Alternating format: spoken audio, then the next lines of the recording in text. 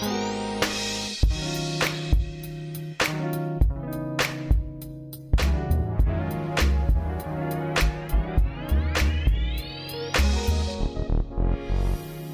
am thrilled to welcome Amrit Santhirasenan, co-founder and CEO of hyperexponential, as our guest on the Scouting for Growth podcast.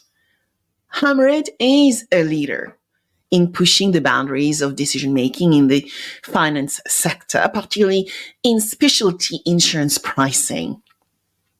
With a unique blend of actuarial expertise and software engineering, Amrit has spent over a decade in the Lloyd's of London market, shaping the future of insurance analytics.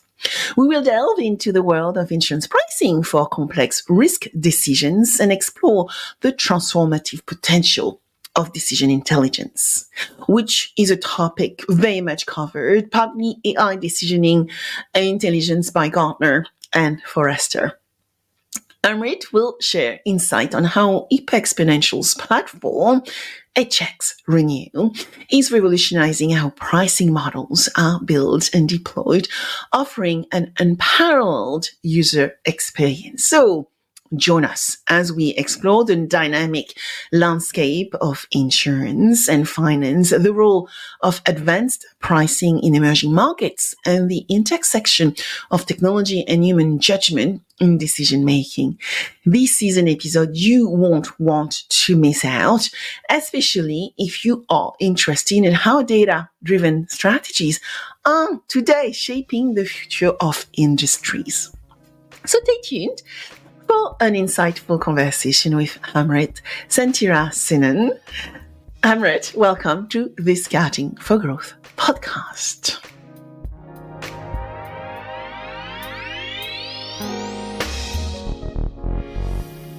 Hello, everyone. I have the pleasure today to be with Amrit, CEO and co-founder of hyperexponential, a company I've been following for quite a while now. So welcome, Amrit. Hi, Sabine. Thanks for having me. And just a little bit of an introduction about you, right? Qualified actuary, software expertise for over 12 years. You have an experience at Lloyd's of London. I started my career at Lloyd's, if you didn't know, Amrit as well.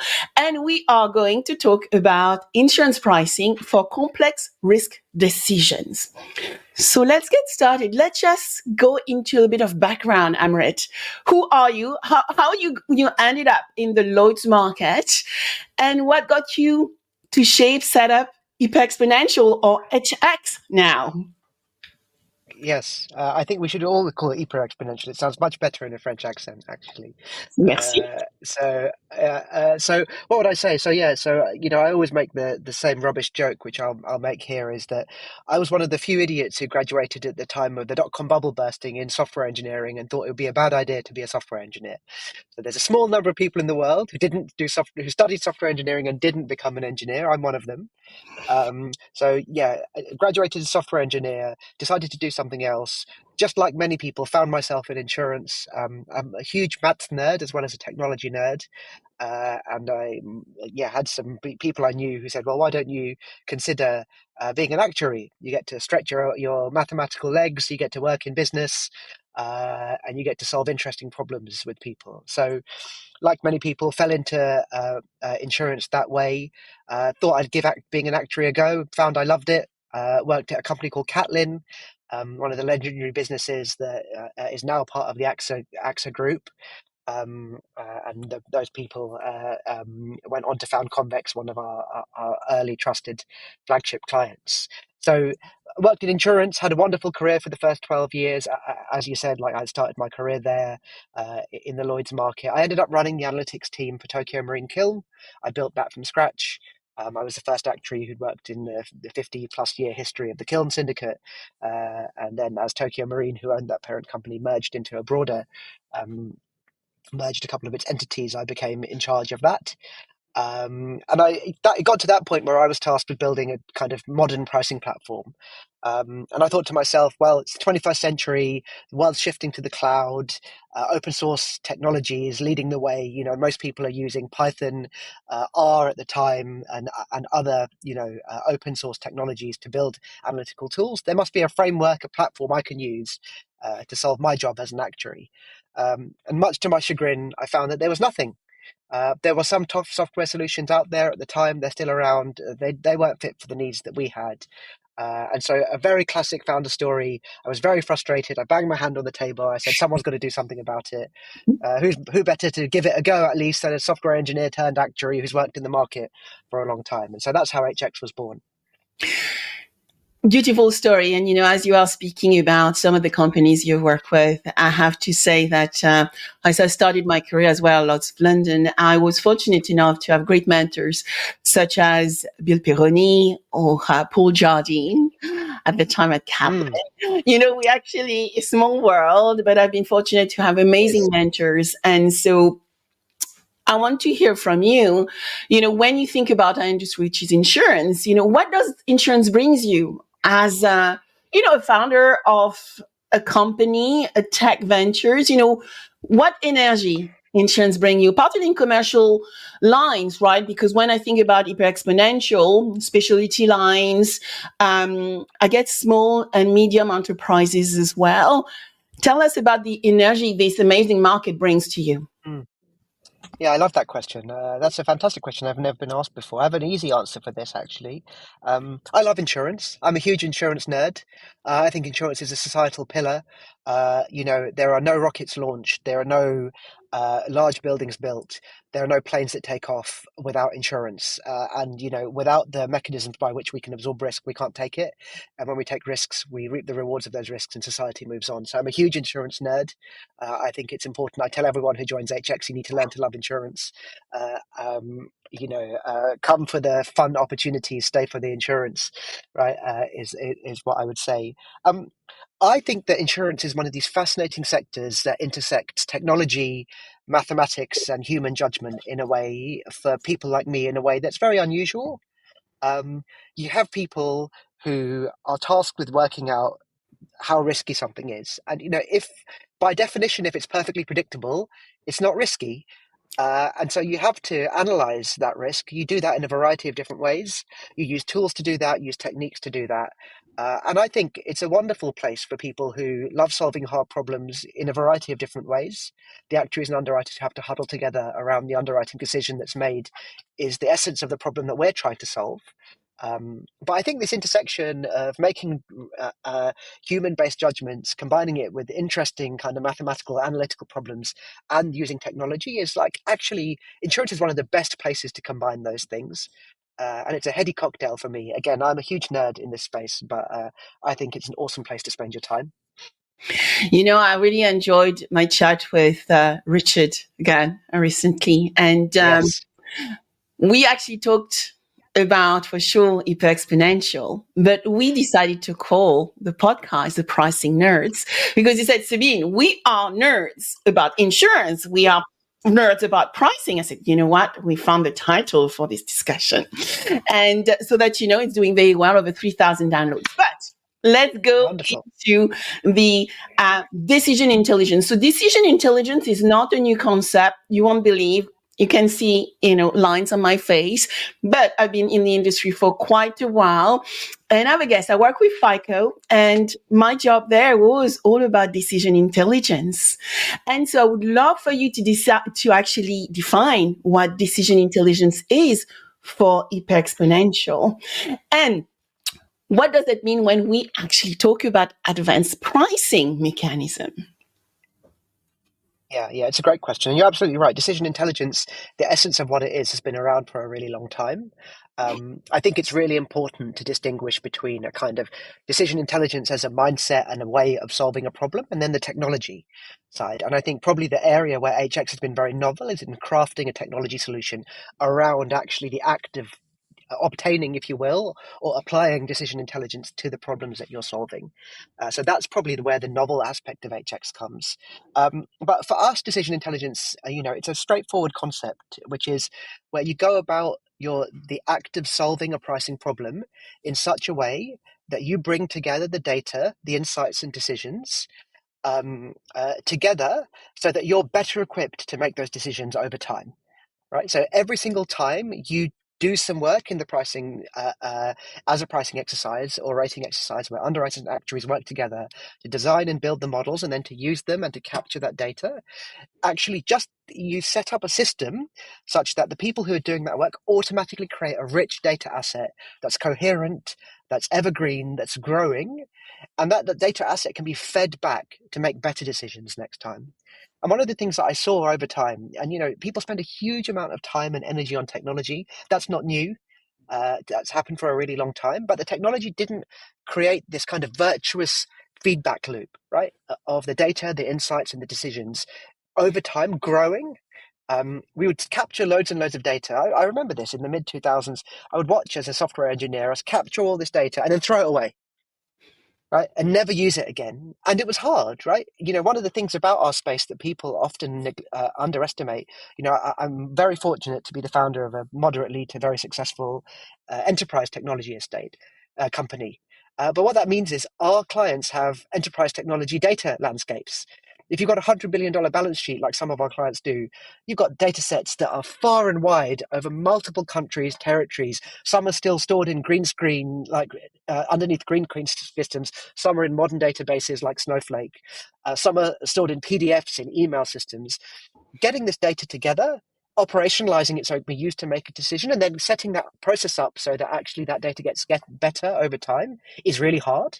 And that's where HX came really onto the scene, because we crafted the technology to actually take away all the boring act of kind of doing database manipulation, of building algorithm containers, of building web forms, to let our clients focus on the problems that they actually cared about. Building the algorithms, using the data to make better decisions, surfacing that to the underwriters at the point of transaction. And that's where I think we really started to add value in a way that had never been seen before.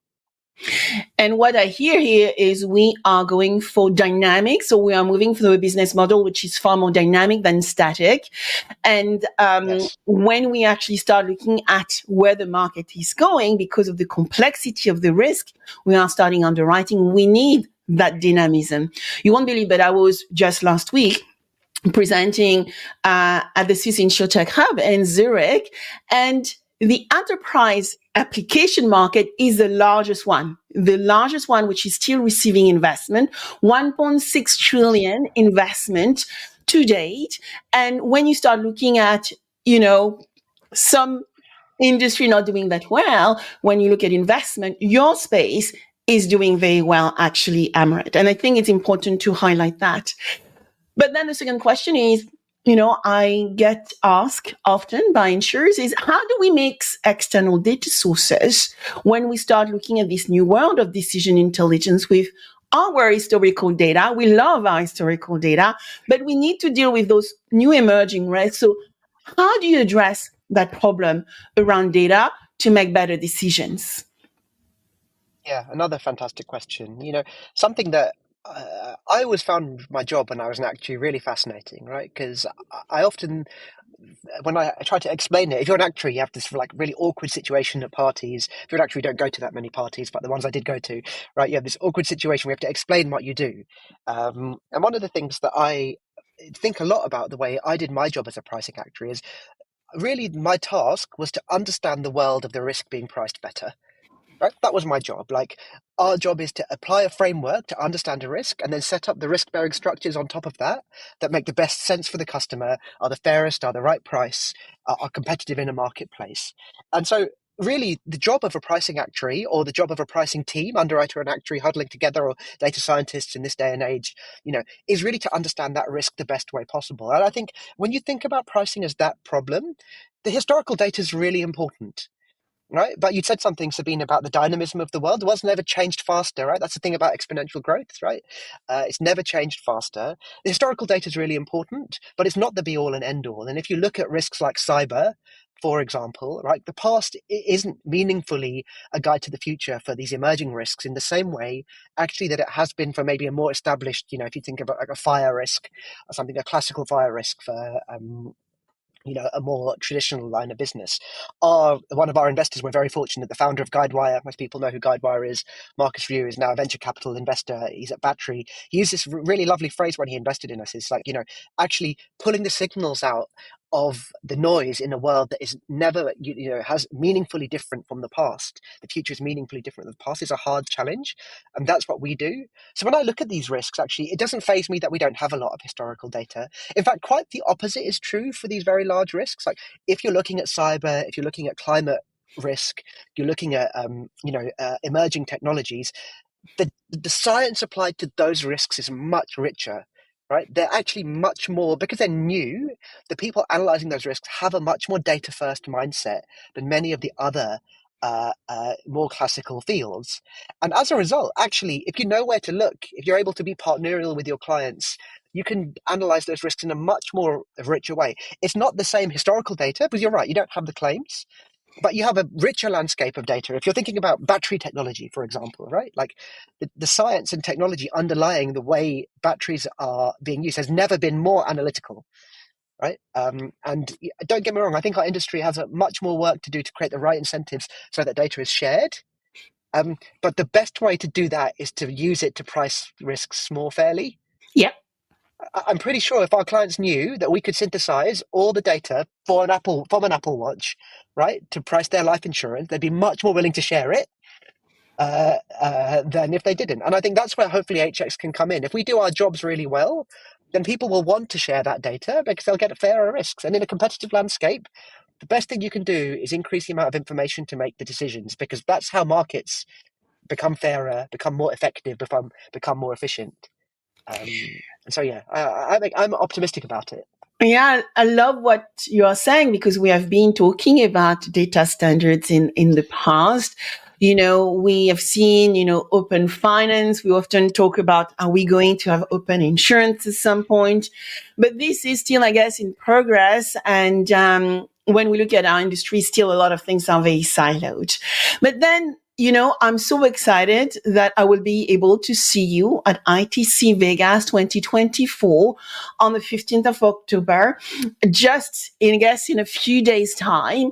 And you already have talked about some of the major themes we are going to see there. Climate resilience, which is going to be a major theme at ITC, cybersecurity for small and medium enterprises, where there's still a major gap, right? We have a major protection gap for small businesses.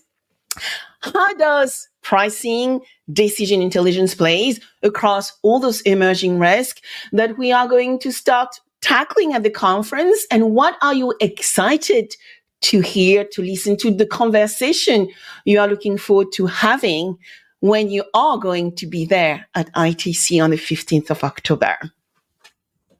Yeah, so I think, super excited for ITC. You can sense the British accent from me, but I'm actually calling from our New York office.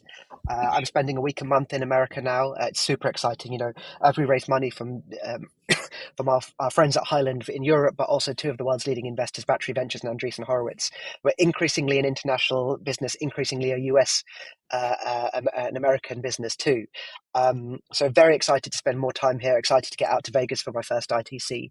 So what would I say? I'd say thinking about the themes of ITC and how it addresses those challenges. So I think we're seeing an exploding data landscape in all of these areas, in the climate space, in the cyber space, in particular. The way these classes are being underwritten is kind of begetting a huge landscape of data. And if you look at some of the leading MGAs out there who are underwriting these risks in a new way, they're capturing data in they're capturing entirely new data sets and they're analyzing it in a 21st century way. We're super excited to be part of that conversation. We're probably, I wouldn't even probably, almost certainly the leading platform to synthesize that data and convert it into insights and decisions for the purpose of pricing. So one of the things we see from our clients and a challenge they face is, it's like, in order for our clients to narrow that protection gap, they need to be able to synthesize this data better, right? You can't take the data that all of these modern industries these modern classes of business have and whack it in a spreadsheet. You can't do that. Right? What you need to be able to do is synthesize it at speed with a variety of modern techniques and do that map paper. And whether you're an incumbent insurer or an emerging one, we want to be the partner for every single one of those people solving these super hard challenges.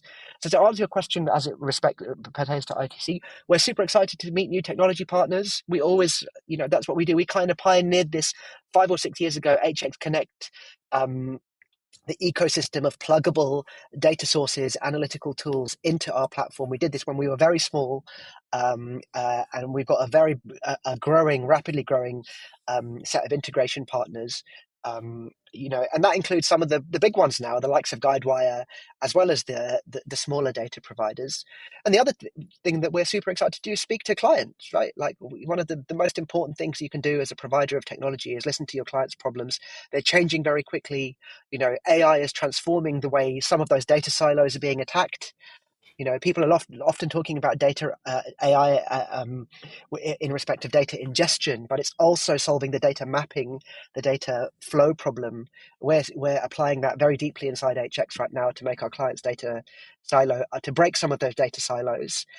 So super interested to hear the challenges that our clients are facing. Ultimately, we build infrastructure, right? That's what we do. We don't build pricing models. Our clients build models on top of our infrastructure. So hearing about the challenges that our clients are facing when they build those tools are how we best build the right infrastructure for them. So those are the two key themes: lots of new challenges from clients and also meeting new providers. So one thing we need to highlight as we are discussing here, Amrit, is you have amazing clients in the United Kingdom, and some of those clients are also working with you in the United States.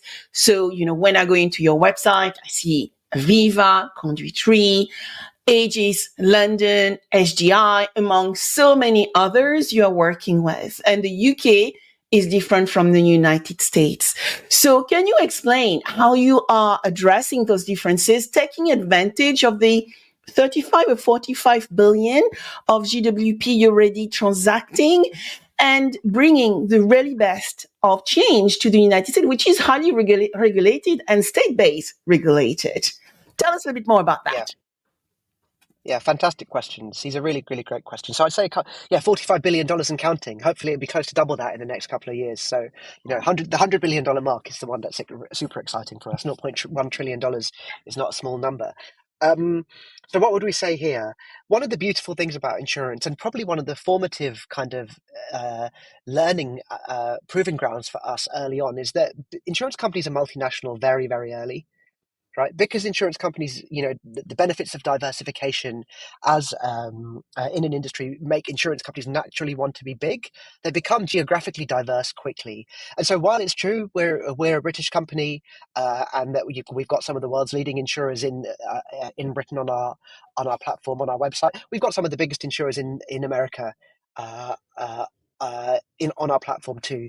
The marketing restrictions about talking about them is a little bit harder for us, but most people know who they are. Some of the world's biggest insurers anywhere are headquartered in the US, and many of them use our platform. More than 30% of our revenue comes from America already. One of our clients has more than $5 billion of premium and 2,500 users pricing and rating risks on our platform every day, all across North America.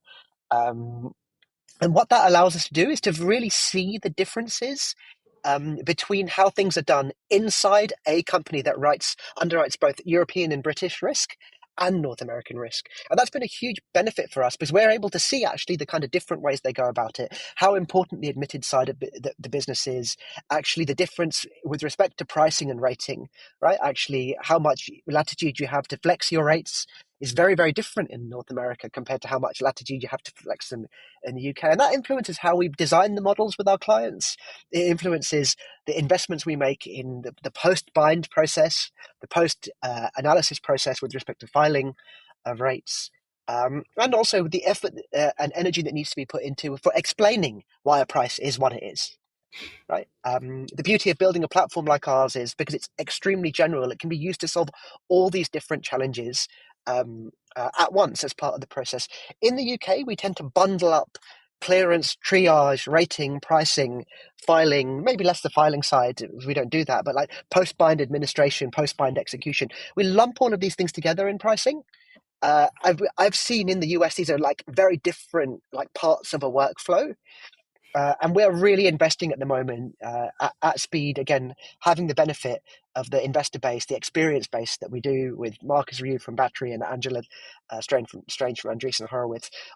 Like we're really focusing a lot at the moment on building out that richness of componentry that's much more tailored to the US specific challenges that I outlined there. They're coming thick and fast. Many of our clients are doing it already, and there's much more product work that we're doing here. We're our leader of product, so the intersection of business challenge and technology, is based in New York. So we've got a lot of American expertise, and it's only growing in the business already. So much looking forward to meeting the team at the conference, and lovely to hear that you also spend a lot of time with Angela Strand. We admire Angela at A16Z. She's amazing. And, followed her and listened to a lot of talks, because she's the one who actually went into InsurTech and observed our market as well, which I'm sure she would love. This question I'm going to ask of you is, we talk a lot about artificial intelligence, and we know we are going to talk about AI a lot at ITC Vegas, and I'm sure a lot of the attendees, whether they are partners or insurers, chief underwriters, actuaries, will want to ask you that question. How do we ensure that we use AI in a trustworthy, responsible, and ethical way when we look at all the development we are seeing with generative AI? Yeah, it's a great question. It's a super hard question to answer. I'm really optimistic about this.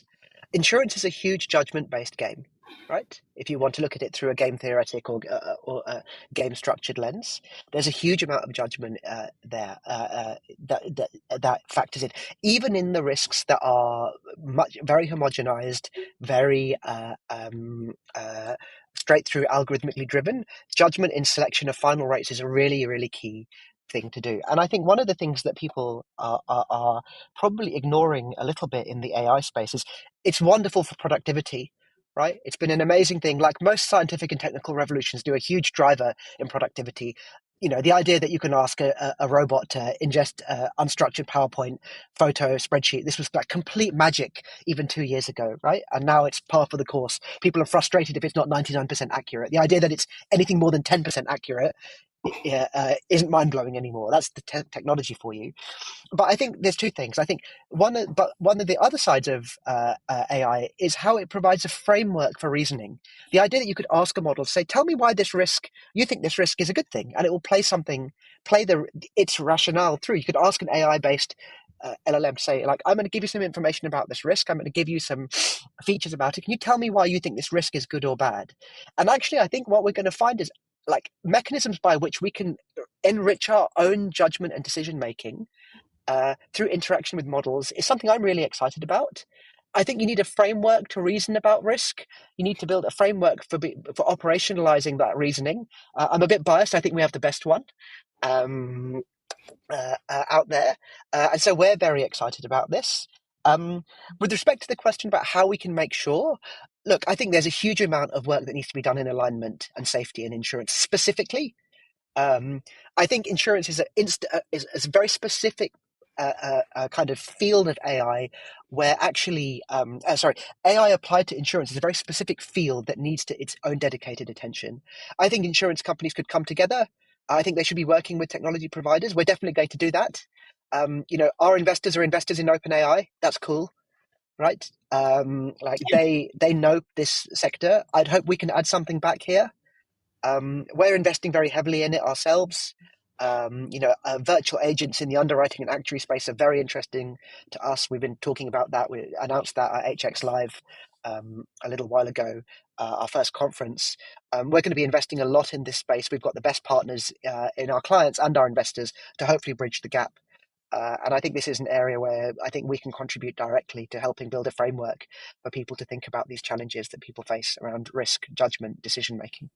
I so much agree. And, I often said to your organization that it takes years to build, AI model and generative AI models. It didn't start in November 2022. And many insurers, No. right, are working with OpenAI, trying to understand what that means for their business, at least in pilot phase, right? Not in production, but everybody needs to be curious to really understand how this is going to change the world. So, a fun question, I hope. Let's look at a future lens, Amrit. What do you think we need to start thinking about as new emerging risk, right? I am excited about space tech. As you know, there's a lot of investment going into that field. You mentioned battery, and actually I heard quite a few insurers talking about battery as an asset class. So anything exciting that we need to pay attention to? God, what a big question. All of these sectors, every single one of them, is an order of magnitude or two orders of magnitude more data driven than anything we've seen in the past. And in my mind, I think the most important thing, this is easy to say and really hard to do. I did some work when HX was much smaller with the Lloyd's lab, and we had this group called Pricing for Innovation. It was something we did very early when HX was, 10 people working in a car park in Southeast London, different to today. But I one like of the to things go that we talked a business huge amount. Oh, thank you. Yeah. A little bit different from the car park, which we remember very fondly. But the new offices are great. Um, the thing that we thought a huge amount is getting the right incentives for actually the risks being priced to the providers of the risk, the carriers of the risk being priced to share with the carriers of the risk bearing the risk. Right. So setting up that incentive for that data to be shared between those two parties is one of the most important things to do. And I think, lots is talked about pricing it's a prickly space, but building transparency in how that data is going to lead to better outcomes for the client, I think is really important. You don't have to share every bit of your secret sauce to give clients and brokers much better insight as to actually how the data is being used. Um, this is something that I think we could do much better as an industry. And I think you talked a little bit about open banking, open insurance, and I know that's a controversial subject. I'm one of those people that sees the heterogeneity, the real mixed bag of data sets we see as insurance, making it markedly different from the kind of much more standardized profile of what we see required to complete a banking transaction. But I do think one of the things that was done really well there was the playback of the benefits to the customer. Mhm. And if you look what happened there, how quickly now, lots of, I sent some money to someone in Kyrgyzstan. It's a really random thing that I had to do, but they used the open banking protocol to do that. That wouldn't have been possible, Yeah. a few years ago, to do that overnight, to go, I need to send this money urgently to someone. And I think one of the things that we could do as an industry much better when it comes to pricing frontier risks is go, actually, how are we actually going to make that better for the customer? Easy to say, hard to do. But again, I'm an optimist. It's early in this field. We're investing a lot in this with some of our flagship customers and thinking about what sits around the pricing process, not just the act of going, how much does it cost, right? And that intersects lots of things like explainability in the AI space and as well. And so important, right, to drive that trust through transparency with the customer we want to serve. And actually, by creating that transparency, I think we drive retention and improve customer service. So, my last question: where are we going to find you when we are going to ITC Vegas? I'm so excited. I will see you, Richard, Nidhi, and the team. But where can we find you?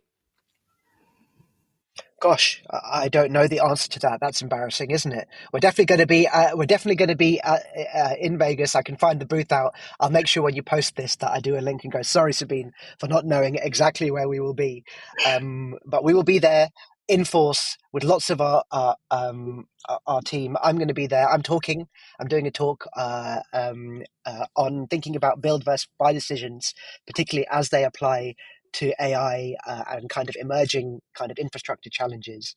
And so we're super excited to meet lots of people, and I'll make sure that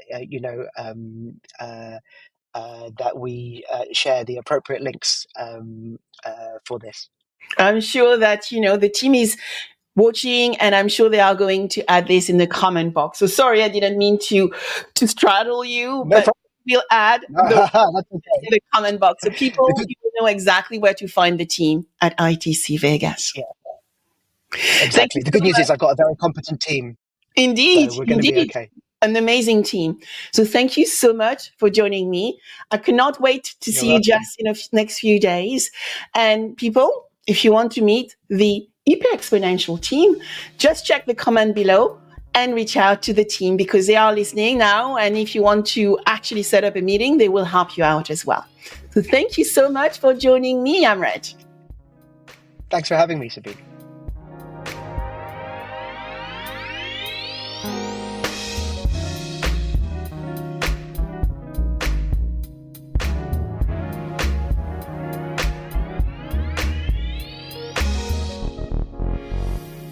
I hope you enjoyed this episode of Scouting for Growth. Please subscribe, share with friends, and leave a 5-star rating. Your rating is so valuable. I review all of them, and my team help me adapt content to meet your needs. Also, connect with me on my preferred channels. I am a B2B growth expert, so you will find me on LinkedIn, Instagram, and Threads, and X as well as Blue Sky. All information available below. Until next, keep scouting for growth.